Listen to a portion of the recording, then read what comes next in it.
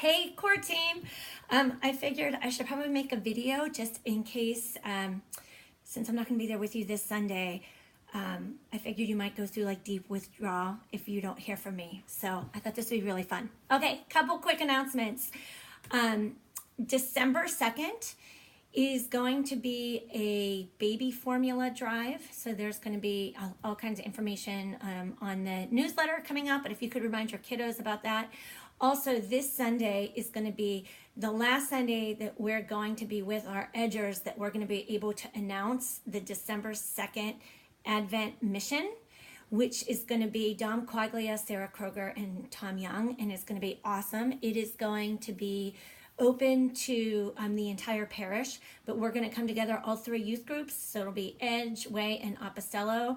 All families are invited. It's the very first Sunday of Advent, the first Sunday weekend, so it's going to be so great. I'm so excited. It's December 2nd, 6:30 to 8. There is no youth mass. We're all going to meet together.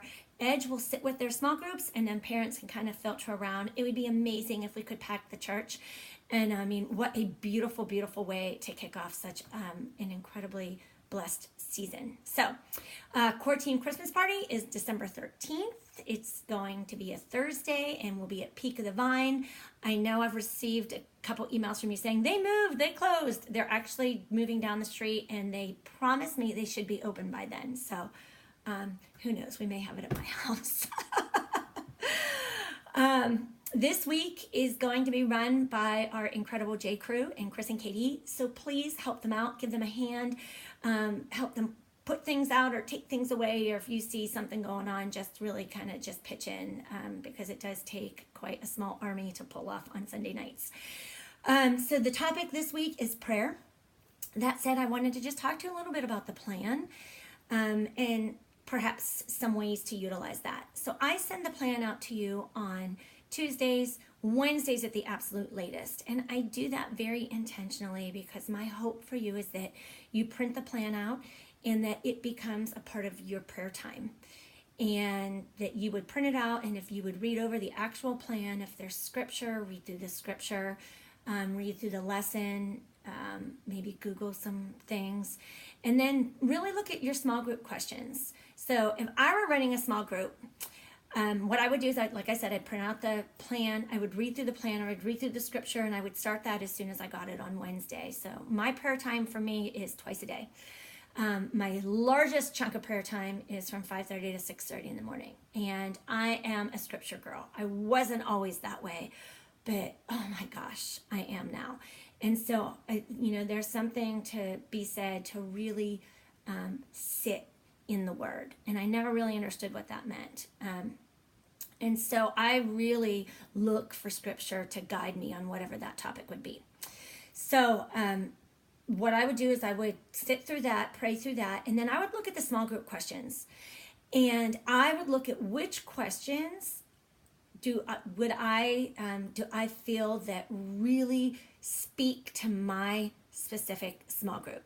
So I send you those questions, but you don't necessarily have to do them in order. And that's certainly not the case. So I would look and see which of the questions did I think would really resonate with my small group. Which ones would stimulate the most conversation, would which ones would inspire conflict or controversy or enthusiasm or elicit some kind of emotional response from these middle schoolers.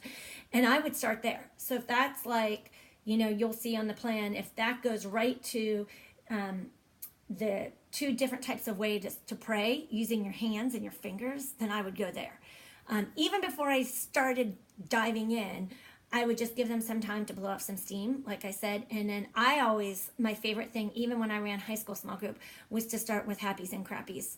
Go around the circle, and every single person has to say one thing that was really great and one thing that was really crappy, and quick, not elaborate, and just go boom, boom, boom, boom, boom, boom, or some kind of share circle. And then from there, I would go into whatever question on the plan I thought would kind of start generating some conversation. So for me, a lot of times that might be like the second to last question, or right smack in the middle, or scripture, or something, depending upon where your small group is. So just kind of a little tidbit, tuck that away. especially when you're planning for this week's small group time. The more time and energy and effort you put into the small group, the better response you're going to have from your edgers. It's just how it is. So that said, good luck. Have a great Sunday. I just want to pause and just really remind each of you how incredibly grateful I am for you. This program would be nothing without each and every one of you, and your time and your commitment, and what you give to this program is just priceless, really. So enjoy this Thanksgiving holiday with your family.